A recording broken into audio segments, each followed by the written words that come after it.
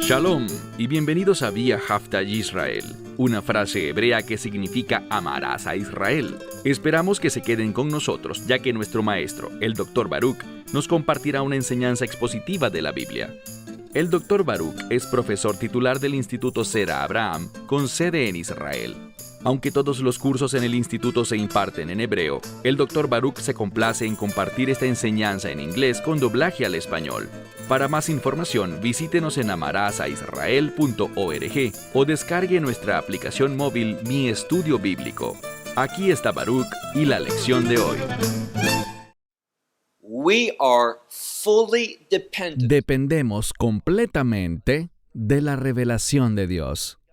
Si Dios no nos revela su verdad, su palabra, entonces no hay manera de que, por casualidad, descubramos lo que es correcto y bueno. No sabremos lo que es la justicia, ni entenderemos cuál es la voluntad de Dios. Somos totalmente dependientes de su revelación. El día de hoy, en nuestro estudio bíblico, vamos a encontrar mucha revelación. Hay mucho contenido en esta segunda parte de Éxodo 32 que nos anima, nos entrena, nos equipa y nos prepara para que podamos vivir una vida justa. Y esa es la clave. Queremos vivir conforme a lo que es correcto ante los ojos de Dios, porque Él es nuestro juez. No tenemos que rendir cuentas a nadie más, solo a Él. Por lo tanto, debemos alinear nuestros corazones, debemos enfocar intencionalmente nuestra mente en su verdad. Ese es uno de los mensajes fundamentales de este pasaje. Dicho esto, toma tu Biblia y ve conmigo al libro de Éxodo, capítulo 32. Libro de Éxodo, capítulo 32. La semana pasada dejamos a Moisés ascendiendo hacia el monte Sinaí.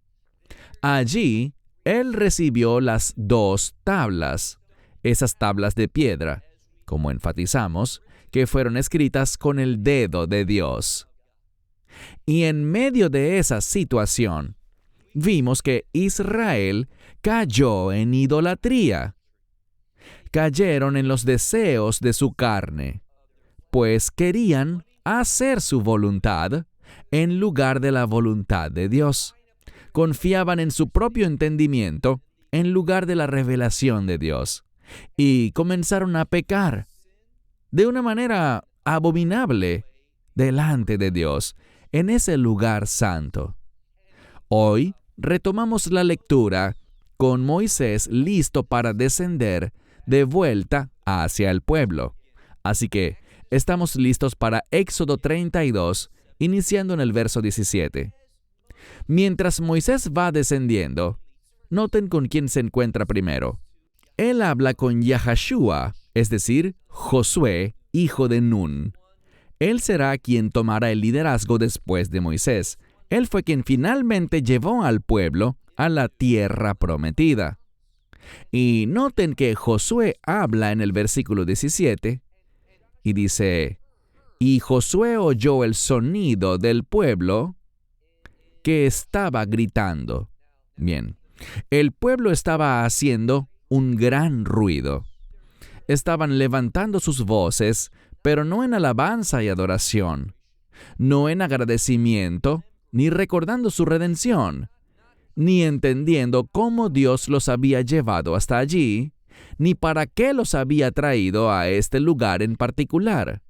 Entonces, Josué oyó el sonido del pueblo, gritando, y dijo a Moisés, sonido.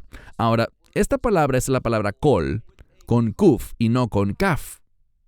Significa voz o sonido, y se repetirá varias veces en los próximos versículos. Entonces, Josué oye ese sonido, esa voz, y dice, voz de guerra en el campamento. ¿Por qué pensaría Josué que era una guerra? Bueno, porque lo era, en un sentido.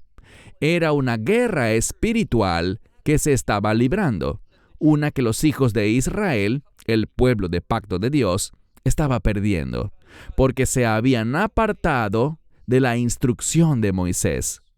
Aquí hay un principio y necesitas anotarlo. Cuando nos apartamos de la instrucción de Moisés, estamos entregándonos al enemigo y seremos derrotados en batalla.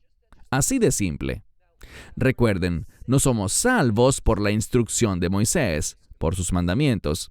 Pero si queremos vivir una vida victoriosa, tomaremos la relevancia de la instrucción de Moisés y bajo la guía del Espíritu Santo, aplicaremos esa verdad para que esos propósitos se manifiesten en nuestra vida.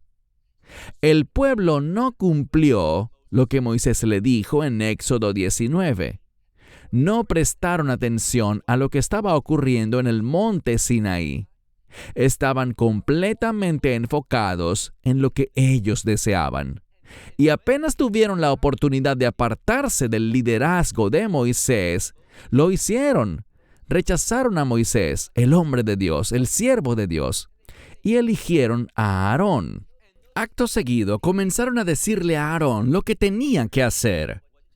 Aarón no fue un líder piadoso porque decidió oír al pueblo, participar en sus planes, en lugar de actuar como un verdadero líder de Dios, dirigiendo al pueblo hacia los propósitos de Dios, hacia sus planes y su voluntad. Entonces Josué oyó esto y pensó que había una guerra en el campamento. Verso 18. Y él dijo, esta probablemente sea la respuesta de Moisés. Él dijo, en call, es decir, este no es el sonido y debemos hacer una pausa. La siguiente palabra es la palabra anot. La veremos 3 veces. La tercera vez que aparece, la traducen incorrectamente en prácticamente todas las versiones bíblicas. Este término, la primera vez lo traducen de una forma, la segunda de la misma forma, pero la tercera lo hacen de manera diferente, y no existe la más mínima base para decir que esta palabra significa cantar. Este término no tiene nada que ver con cantar. Y voy a traducirlo de una manera muy literal y consistente con lo que dice. Versículo 18. Él dijo, y de nuevo, muy probablemente este sea Moisés, este no es el sonido de una respuesta de poder o de fuerza. La palabra es dvorá. Es el mismo término del cual se deriva el nombre de Gabriel, ese ángel poderoso de Dios. Y es la frase aquí, kol anot dvorá, que significa la voz o el sonido de una respuesta de fuerza. Él está diciendo, no es eso. Luego dice, ve en kol anot, nuevamente la misma frase. No es el sonido de una respuesta de halushá, debilidad. Lo que está diciendo aquí, al elegir estas 2 palabras, giborá y halushá, él eligió estas palabras, fuerza y debilidad. Lo que quiere decir es que esto no se trata de un esfuerzo humano. Esto tiene grandes implicaciones espirituales, y no en un sentido positivo, en un sentido santo, sino en un sentido demoníaco. El pueblo aquí ya no está bajo la autoridad de Dios, sino que se ha apartado de ella al abrazar la idolatría. Entraremos en el tema de la idolatría en un momento. Ya hemos visto que hicieron un becerro de oro, aquel becerro fundido de oro. Comieron, bebieron, se levantaron, jugaron. Eso fue lo que vimos. Se entregaron a la idolatría. Ese es el sonido que escuchan, lo que Josué está discerniendo. Y cuando practicamos la idolatría, Hash Shalom, que significa Dios no lo permita, cuando practicamos la idolatría, estamos invitando a la influencia demoníaca y a la actividad demoníaca. Eso es lo que se escucha y se discierne aquí. No es físico en su naturaleza, tiene implicaciones físicas, pero es demoníaco en su esencia. Por eso dice, Kol Anot, y ahora va a decir lo que es. La palabra an significa esto no es, pero eso no aparece aquí. Simplemente tenemos Kol Anot, la voz de una respuesta. Yo escucho. Simplemente dice eso. No habla de cánticos. Esa palabra no aparece allí. Y esto nos demuestra cómo muchas traducciones no tratan realmente con el texto, sino que simplemente copian lo que alguien más tradujo, y si algo no encaja con su doctrina teológica preconcebida, que quieren inyectar en el texto, o con alguna otra agenda, no traducen realmente, sino que solo copian, o buscan plasmar el texto suavizando su contenido, sin lidiar realmente con el idioma original. Compara las traducciones y fíjate si colocaron cantar u otras variantes de esta palabra. Todo lo que dice aquí, y lo leeré en hebreo para que estemos seguros. Esta última parte después de la palabra debilidad, halushá, dice Kol Anot Anoji Shomea. La voz de una respuesta, estoy escuchando. ¿Qué respuesta? ¿El sonido de qué? Bueno, la implicación es idolatría. Y cuando la idolatría está en curso, se produce una batalla espiritual, no física, sino espiritual. Y esto es lo que está ocurriendo en el monte Sinaí, un lugar donde Dios tenía un propósito. Y si volvemos a Éxodo 20, veremos que Dios vino al pueblo para impartirles un cambio milagroso, con el que entenderían su voluntad, lo que debían y no debían hacer, y tras lo que ya no tendrían la capacidad de pecar, no pecarían más. Dios quería hacer algo grandioso. ¿Pero qué pasó? Cayeron en idolatría y recibieron las consecuencias de su fracaso espiritual. Veremos cuáles son estas consecuencias en un momento. Pasemos al verso 19. Y aconteció que cuando se acercó al campamento, vio el becerro, hablando del becerro de oro fundido que habían hecho, vio el becerro y las danzas. Esto es importante porque, sí, David danzó delante del Señor. Pero, con mucha frecuencia, la danza es un tema problemático en las Escrituras. No siempre, dije con mucha frecuencia, porque sí existe la danza que agrada a Dios, pero en la mayoría de los casos, lo que vemos es que la danza conduce a la voluntad del enemigo. Y les daré un ejemplo. Vemos en los evangelios que había una joven mujer que danzó delante de un líder. Y ese líder quedó tan encantado e inspirado por esta danza, y no hablo de una inspiración positiva, sino de una inspiración demoníaca. Quedó tan impresionado que realizó declaraciones arraigadas en el orgullo, diciendo, «Hasta la mitad de mi reino te daré». Pero, ¿qué le pidió la joven? Y ya todos conocen la respuesta. La cabeza de Juan el Bautista. Así que la danza puede ser bíblica cuando es para el Señor, pero cuidado. Con muchísima frecuencia, no es de su agrado. Hay que ser extremadamente cauteloso al danzar ante el Señor. Entonces, él vio el becerro y las danzas, y Moisés se enojó. ¿Y qué hizo? Arrojó de sus manos. Esto es interesante. Encontrarás muchas interpretaciones rabínicas diferentes aquí, pero están equivocadas. Sacan conclusiones diferentes a lo que literalmente dice el texto aquí, Vayishlech miyadav, que significa simplemente que él arrojó de sus manos las tablas. Él arrojó de sus manos las tablas y las rompió. Entonces Moisés deliberadamente, intencionalmente, arrojó con sus manos estas tablas, que habían sido escritas con el dedo de Dios, como vimos la semana pasada, y él intencionalmente las rompió. ¿Dónde? Al pie del monte.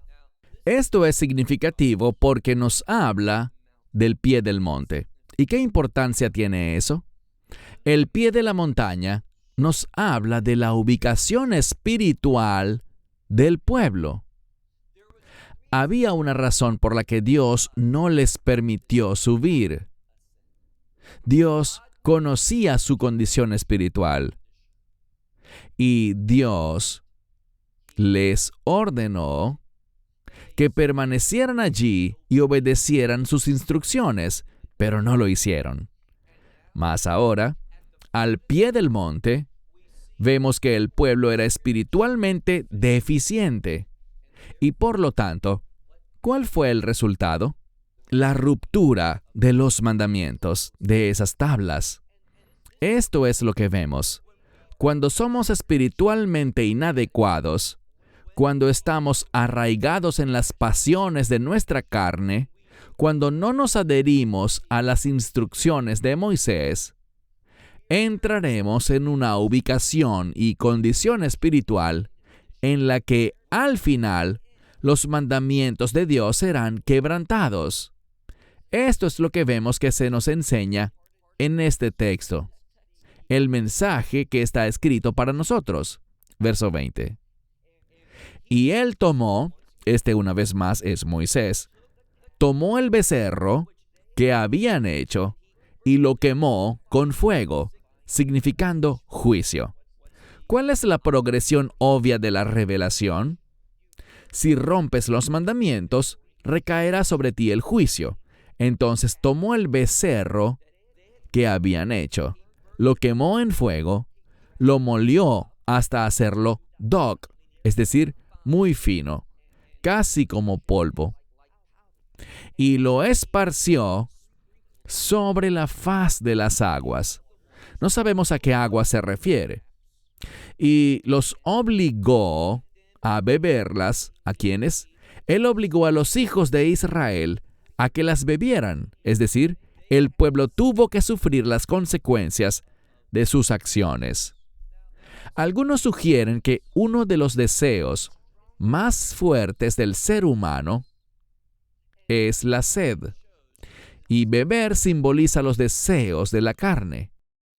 También se muestra aquí que se trata de algo que no será placentero de beber. Por lo tanto, cuando seguimos el pecado, cuando transgredimos las instrucciones de Moisés, no vamos a quedar satisfechos. Seremos obligados a recibir aquello que no es placentero, aquello que no es satisfactorio, aquello que por nuestra propia voluntad no tomaríamos de manera natural. Así que, Moisés le dio de beber esto a los hijos de Israel, verso 21. Y Moisés dijo a Aarón, ¿qué has hecho? Ahora, de nuevo. Diferiría con muchos de los comentaristas en este punto. Aarón es culpable. Aarón se descarrió. Aarón participó. Él fue el líder que provocó, y se dirá 3 veces, este gran pecado. Y dice gran pecado por su extrema perversión y su enorme magnitud. Así que lo que vemos aquí es a Moisés hablando y reconociendo la culpabilidad de Aarón. Porque dice aquí, ¿qué has hecho? O, ¿qué te ha hecho este pueblo a ti para que tú hayas traído sobre ellos este gran pecado? Moisés entiende que el pueblo fue el incentivo. Ellos fueron los que lo alentaron. Pero sin embargo, todo líder es responsable de la gente que lidera. Si oyó al pueblo en lugar de oír a Dios, él es culpable de su error y por tanto dice, ¿qué te ha hecho este pueblo a ti para que tú, y es muy importante que veamos esto, tú en singular, Aarón, para que tú hayas traído sobre ellos o contra ellos este gran pecado, este pecado tan grande? Verso 22. Y Aarón dijo, no te enojes, mi señor. Respondiéndole a Moisés, tú conoces a este pueblo y cuán malvado es. Es decir, tú sabes que este pueblo tiene una propensión al mal. ¿Qué es el mal? Bueno, el bien es la voluntad de Dios. El mal es lo contrario a la voluntad de Dios. Lo que él le dice aquí es que este pueblo tiene una propensión, una tendencia a cometer aquello que va en contra de la voluntad de Dios. Ahora, Israel es un ejemplo. ¿Tienen esa tendencia? Sí la tienen. ¿Es esa una tendencia única que solo se observa entre los hijos de Israel? Obviamente no. Toda la humanidad tiene esa misma tendencia. Es la naturaleza humana porque fuimos concebidos en pecado, porque todos somos hijos de Adán. Así que dice, tú conoces a este pueblo y cuán malvado él es. Habla del pueblo, lo traduje él es, aunque puede ser ellos son, pero en hebreo es singular. Verso 23. Porque ellos me dijeron, haz para nosotros. Y no puedo enfatizar lo suficiente esta frase que vimos la semana pasada, y la veremos nuevamente ahora. Haz para nosotros. No es algo para Dios, no es algo en obediencia a Él, ni es para honrarlo a Él. Dios no está en sus pensamientos aquí. Ellos quieren hacer sus propios dioses. Ellos están asociando, y con toda razón, a Moisés con el Dios de Israel. Ellos quieren rechazar a Moisés con la verdadera finalidad de rechazar al Dios de Israel. Por tanto, ellos dicen, miremoslo con detenimiento, estamos leyendo el verso 23. Ellos me dijeron, haz para nosotros dioses que vayan delante de nosotros. Queremos dioses, estos ídolos, que vayan delante de nosotros, porque a este hombre Moisés, que nos sacó de la tierra de Egipto, y no fue Moisés, fue Dios, no sabemos qué le ha sucedido. Y de nuevo, yo sugeriría que esto es una mentira. Moisés subió y dijo que regresaría. Moisés constantemente iba delante de Dios en diferentes situaciones y traía de vuelta revelación. Ellos fueron rápidos para rechazar a Moisés a la primera oportunidad que tuvieron, porque no estaban interesados en la revelación de Dios.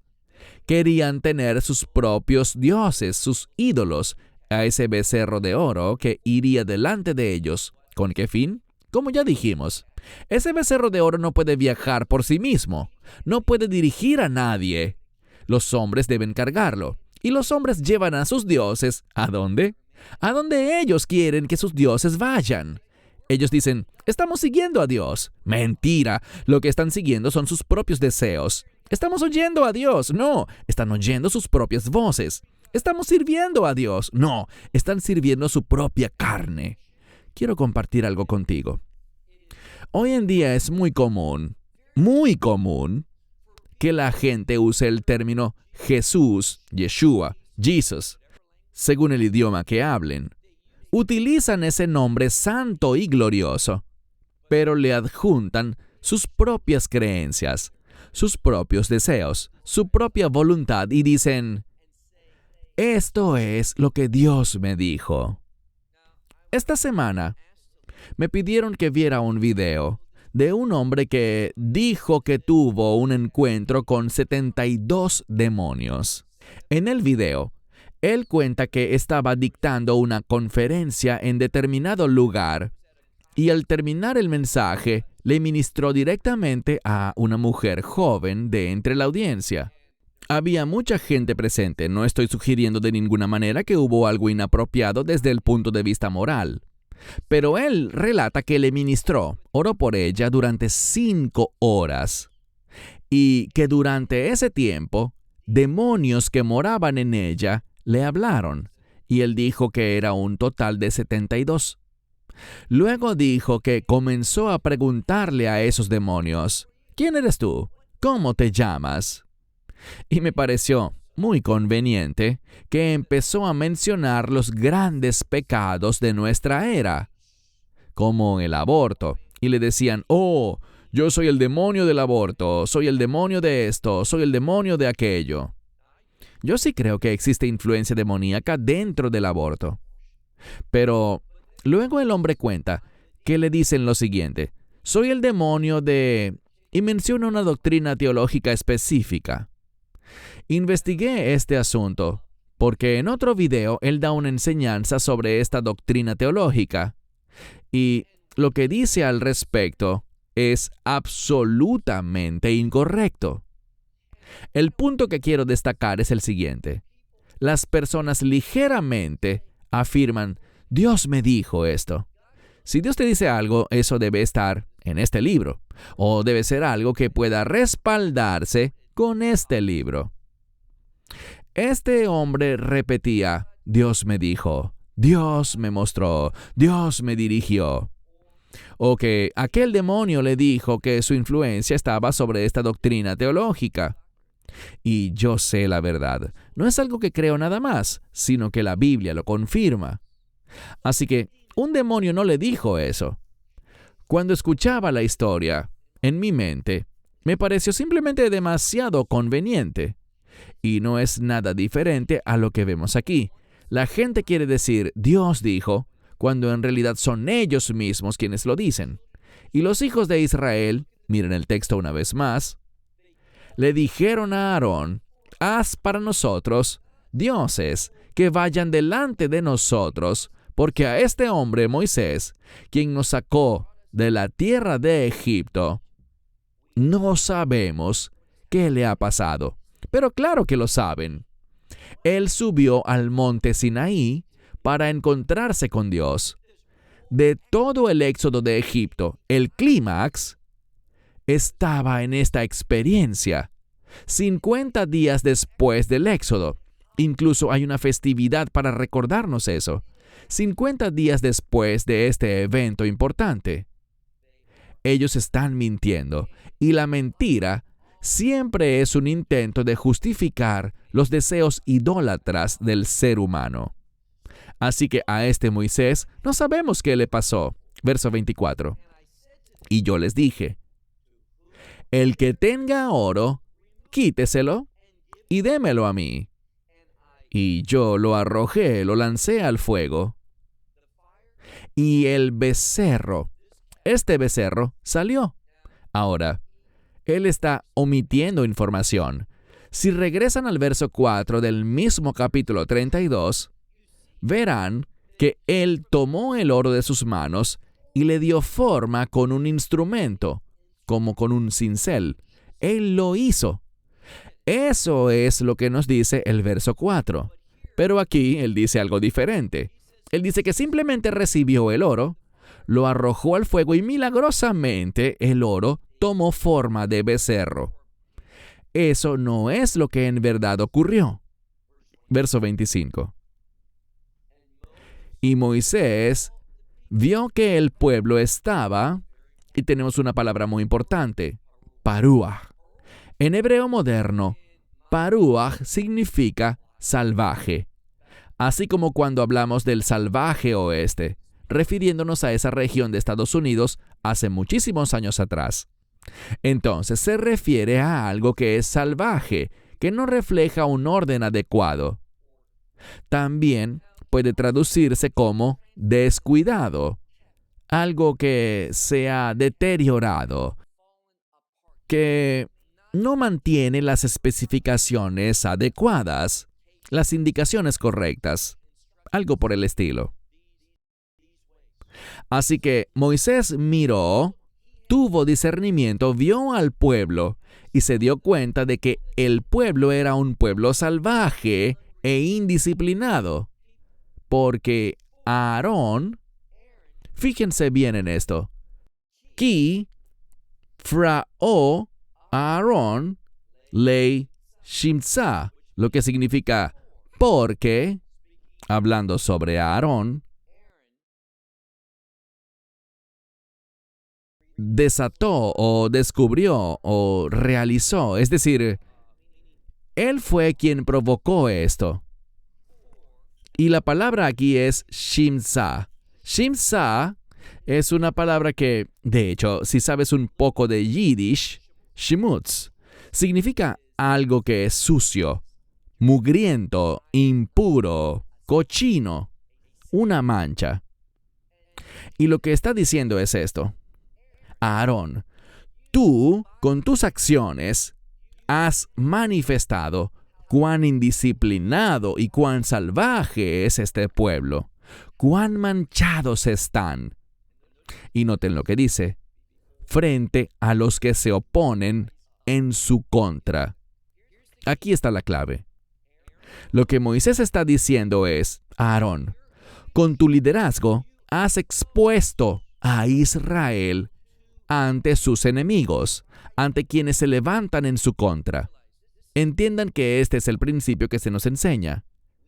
Debemos entender que existe un enemigo.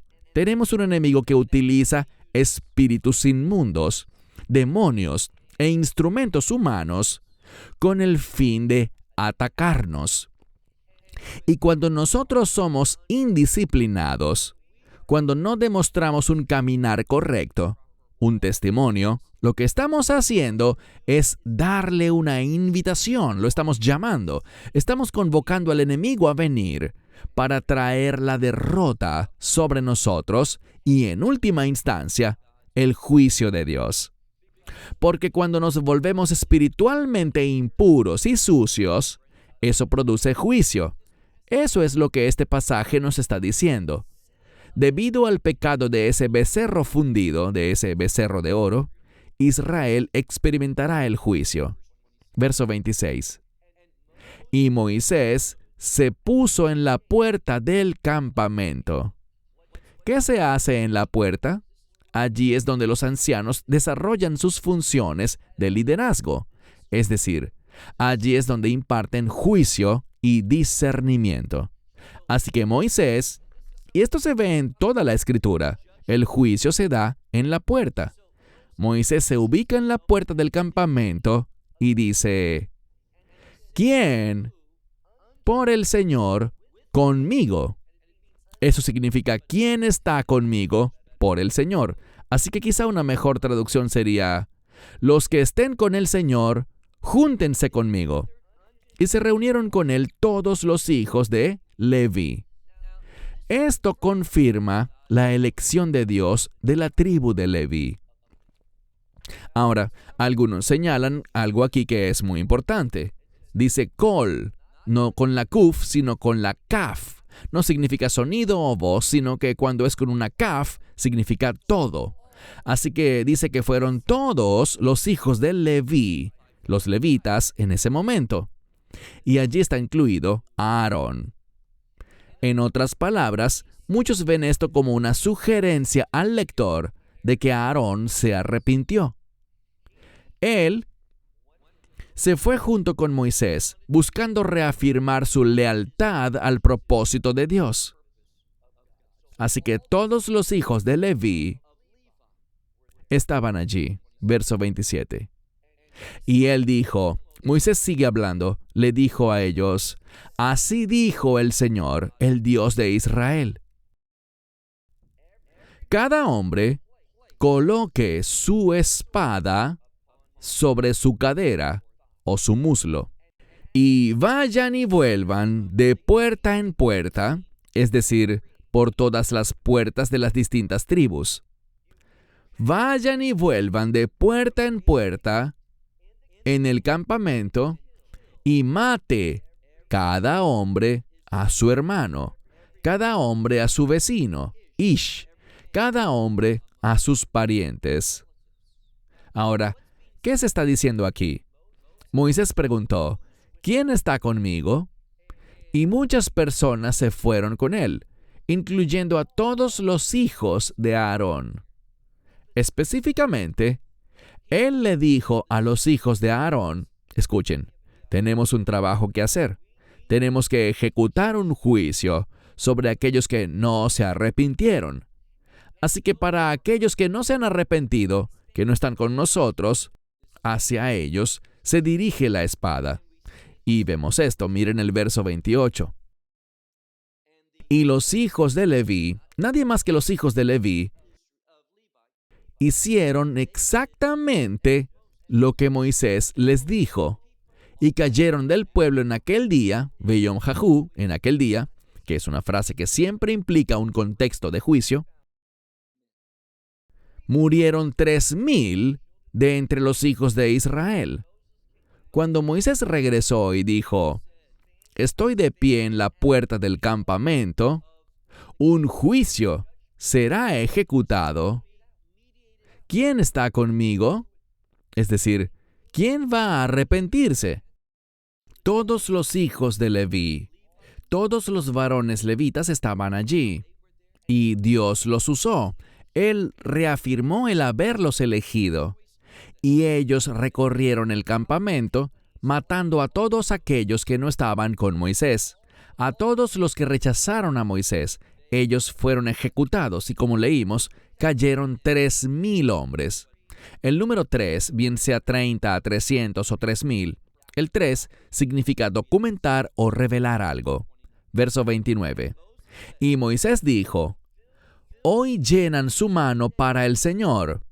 Él está hablándole a los levitas, y este es un modismo que significa, este día han llenado su mano, han recibido autoridad, han sido llamados y ahora están actuando bajo esa autoridad. Eso es lo que esto significa. Un hombre contra su hijo y contra su hermano. Esto significa ustedes actuaron para ejecutar a todo el que debía morir y han colocado sobre ellos, es decir, han colocado sobre ellos, sobre los hijos de Israel, sobre los que sobrevivieron este día, una bendición. Este es un principio muy importante. Letet, para darle a ustedes, este día, bendición. Esto significa que el juicio, el justo juicio, produce una bendición. Y los levitas han sido colocados. Esto incluiría a los sacerdotes más adelante, porque todos los sacerdotes vienen de la tribu de Leví. Ellos han afirmado, han recibido autoridad una vez más y han demostrado esa autoridad llevando a cabo la voluntad de Dios, actuando bajo su autoridad para impartir juicio. Pero al mismo tiempo esto ha colocado sobre el pueblo una bendición. Solo cuando se ejecuta un justo juicio es que el pueblo puede ser bendecido. Cuando el pueblo necesita juicio pero no lo hay, no hay consecuencias por las falsas enseñanzas o las conductas inapropiadas, la bendición no vendrá sobre el pueblo, solo cuando juzgamos. Y es por eso que el juicio no debe ejecutarse con odio, sino con amor. Por eso la Escritura dice, el Señor al que ama disciplina. Verso 30. Y aconteció al día siguiente que Moisés dijo al pueblo, ustedes han pecado, un gran pecado. Esta es la segunda vez, Hata'a Getulá. Esta es la segunda vez que vemos esta expresión sobre un gran pecado. La vimos al final del verso 21, la vemos aquí en el versículo 30 y la veremos de nuevo en el verso 31 dentro de poco. Pero una vez más. Y aconteció al día siguiente que Moisés dijo al pueblo, ustedes han pecado, un gran pecado. Ustedes aquí está en plural. Todos ustedes han pecado un gran pecado. Ahora subiré ante el Señor. Tal vez pueda hacer expiación a causa de su pecado. Y dice exactamente eso. Ulai, tal vez, sea capaz de asegurar, esa es la intención, expiación, a causa o en nombre de su pecado. Versículo 31. Y Moisés regresó al Señor. La razón por la que esto está aquí y está sucediendo al día siguiente es para enseñarle al pueblo. Esto es lo que hace Moisés cuando sube al Señor. No es un lugar de peligro. Nada malo le pasará. Él está en un lugar seguro. Está en la presencia de Dios. Y lo hace con el propósito de servir a Dios, con el fin de recibir revelación, recibir lo que Dios tiene para el pueblo y compartirlo con ellos. Y hasta que regrese, deben esperar. No cometan ese mismo trágico error, que fue motivado por el pecado de siempre buscar satisfacer sus propios deseos. Ellos se habían aprovechado de eso, pero ¿lo harán otra vez? No lo harán. Moisés regresa, verso 31, regresa al Señor y dice, Aná. Esta es una expresión de súplica. Es un término que implica un ruego, utilizando el vocabulario más cortés posible, Aná. Y agrega, el pecado de este pueblo. Es un ruego, y Moisés reconoce algo, que se dice por tercera vez. Fue un gran pecado lo que ellos hicieron al fabricar este Dios de oro, esta idolatría. Pero Moisés está intercediendo, está rogándole a Dios, y dice, verso 32, y ahora, si tú levantas, la mayoría de las Biblias dirán si tú perdonas, y esa es la implicación, pero significa levantar. Y ahora, si levantas su pecado, pero si no, dice, bórrame, por favor, a mí del libro que tú has escrito. Debemos tener cuidado, porque en el Apocalipsis leemos sobre el libro de la vida del Cordero, y hay que tener extremo cuidado. ¿Qué hace Juan en el libro de Apocalipsis? Él toma versos, pasajes conocidos de las Escrituras hebreas. Toma estos pasajes que son bien conocidos y entendidos y los altera, redactándolos de una manera nueva, tomando su verdad y contexto original para aplicarlos a una nueva revelación. Así que, aunque podemos aprender cosas de este libro, en nuestra comprensión del libro de la vida del Cordero, no son exactamente el mismo libro. Mi propósito no es entrar en una discusión ahora mismo sobre el libro de la vida del Cordero, pero este es un libro diferente. Y Moisés está diciendo algo aquí. Moisés está diciendo, yo estoy con este pueblo. Yo soy como los buenos capitanes que se hunden con su barco. Moisés está diciendo esto. Yo estoy con este pueblo para bien o para mal. Estoy conectado con ellos, soy su líder, y sea lo que sea que les deba suceder, yo asumo la responsabilidad. Así que si ellos no pueden encontrar el perdón, si mi liderazgo no los lleva a su destino original, entonces he fallado, y por lo tanto, borra mi nombre de tu libro. Pero noten la respuesta de Dios. Versículo 33. El Señor le dijo a Moisés, Dios no estuvo de acuerdo con eso y le dijo, aquel que peque contra mí, a ese borraré de mi libro. Moisés, no puedes simplemente pedirme eso porque la decisión se basa en su pecado. ¿Qué aprendemos aquí? Que existen leyes espirituales y esas leyes no pueden ser alteradas. Así que Dios dice, solo el que peque contra mí será borrado de este libro. Esto nos da entendimiento, porque ¿quién ha pecado contra Dios para ser borrado de este libro? Toda la humanidad. Y por eso es que hay otro libro. Y ese es el libro de la vida. y le pertenece al Cordero. Solo cuando recibimos al Cordero, al Mesías Yeshua, a Jesucristo, solo cuando lo recibimos a Él, es que nos encontraremos inscritos en ese libro de la vida. Y aquí están las buenas noticias. Ese nombre, una vez escrito, queda escrito allí para siempre. Vemos con mucha claridad que este libro es diferente. Yo sé lo que dice el libro de Apocalipsis y podemos analizarlo en otro momento, pero entendamos que hay una maravillosa promesa en el libro de la vida del Cordero. Este es un libro diferente. Y vemos que a todo el que peque contra Dios, yo lo borraré. ¿De qué está hablando? Bueno, la expiación es buena. Eso es lo que Moisés dice en el verso 30. Acaproal.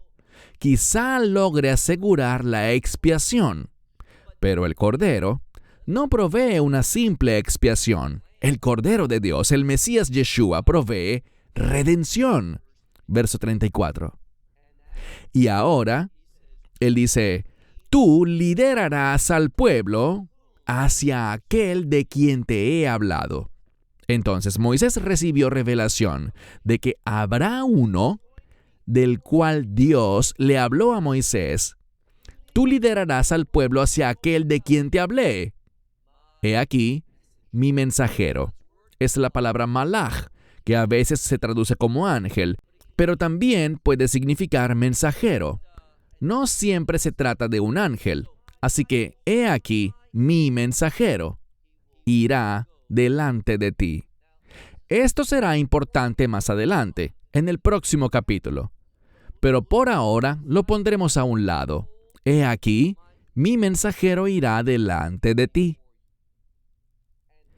Y en el día en que yo, y aquí tenemos una palabra muy importante, es la palabra pei kuf dal, pakad. Pakad se traduce de muchas maneras diferentes. Si revisas una Biblia interlineal, como la de logoskalogos.com, si vas allí y haces clic en la Biblia interlineal y revisas este verso en la concordancia Strong, verás distintas definiciones para pakad: visitar, acusar, depositar, redimir y más. Entonces, ¿qué significa en sí esta palabra? Antes de terminar y traducir los últimos versículos, debemos preguntarnos, ¿de qué habla esta palabra? Y este término, por ejemplo, en hebreo moderno, es una palabra que significa depositar, así como depositar dinero en una cuenta bancaria. También tiene otros usos variados y es una palabra central, por ejemplo, para hablar del comando central en el gobierno israelí, que trabaja con el ejército y demás. Allí se utiliza esta palabra en una forma diferente, pero con las mismas 3 letras como raíz. Y significa depositar algo, colocar algo en un lugar. Aquí Dios está diciendo algo poderoso. Él dice, estoy involucrado en esta situación. Yo estoy con ustedes. ¿Y qué depositará Dios? Lo que las circunstancias, lo que la condición del pueblo requiera. Por eso, a veces se traduce como visitar al pueblo. Él visita, Él está allí, Él viene. Pero a veces significa castigar y a veces redimir. Todo depende. Dios hace lo que es correcto, basado en la situación. Cuando Él visita al pueblo, hará lo que sea necesario según las leyes espirituales que Él implantó. Y puede ser juicio, puede ser castigo, puede ser aflicción o puede ser bendición, recompensa, todo lo bueno. Y lo que Dios está diciendo, esta palabra, está ligada a este mensajero. Ahora vamos a ver más adelante que este mensajero también está vinculado con el Mesías. Muchos interpretan esto como una referencia directa al Mesías. Y yo estoy de acuerdo con esa interpretación. Veremos por qué más adelante. Pero dice, he aquí, mi mensajero irá delante de ti. Y en un día, en el día en que yo los visite, ciertamente visitaré sobre ellos su pecado. Dios hará algo con respecto a ese pecado. ¿Y qué hará? Bueno, noten cómo concluye nuestro capítulo. Y el Señor, y es la palabra Vayigof. La palabra Magif es una plaga. Nakafá, otra palabra con la misma raíz. Lo que encontramos aquí es que por su pecado, Dios los miró. Y vemos que habrá una plaga que vendrá sobre ellos, y esta plaga es una forma de juicio. Y noten lo que dice. El Señor los golpeó con la plaga. ¿A quiénes? Al pueblo. Que hizo este becerro, el cual Aarón había fabricado. Esto se muestra aquí para implicar la responsabilidad compartida, la culpa conjunta del pueblo y de Aarón, que ellos serán visitados ¿con qué? Con el castigo de Dios, en una fecha posterior, pero que de cierto llegará. Y esto nos enseña algo importante sobre la naturaleza del pecado. A veces el castigo llega de inmediato y a veces se demora. Hablaremos más sobre el significado de esta palabra y de cómo entenderla correctamente en este contexto y en otro que veremos más adelante, para que podamos percibir precisa y apropiadamente lo que Dios hará y cómo Dios obra con el fin de producir un cambio santo entre su pueblo. Por lo pronto, cierro con esto. Que Dios les bendiga y Shalom desde Eretz Yisrael, la tierra de Israel. Esperamos que te hayas edificado con el mensaje de hoy y lo compartas con otros. Te invitamos a seguir nuestros estudios cada semana por este canal y por el portal de YouTube de Amarás a Israel. También puedes descargar nuestra aplicación móvil gratuita, Mi Estudio Bíblico. Finalmente, para obtener más información sobre nosotros, visita nuestra web amarasaisrael.org, donde encontrarás otras conferencias de Baruch en audio, video y texto. Hasta el próximo programa. Que el Señor te bendiga en Yeshua HaMashiach, Jesús el Mesías, mientras caminas con Él. Shalom desde Israel.